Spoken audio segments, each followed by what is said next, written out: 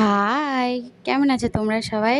অনেক দিন বাদে তোমাদের সঙ্গে আবার একটা ছোট্ট মিনি ব্লগ শেয়ার করতে চলে এলাম।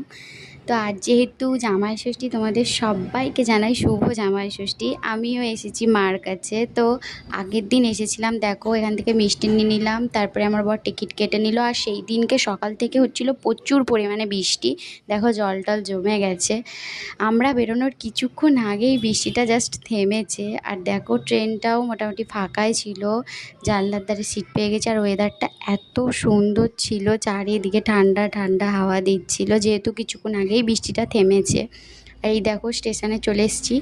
আর আমার যে এই ছোট্ট ছোট্ট মিনি ব্লগগুলো তোমাদের কেমন লাগছে কমেন্ট করে জানিও। তার উপর আবার সেদিনকে বাস চলছিল না, আমরা আবার টোটো ভাড়া করে এলাম।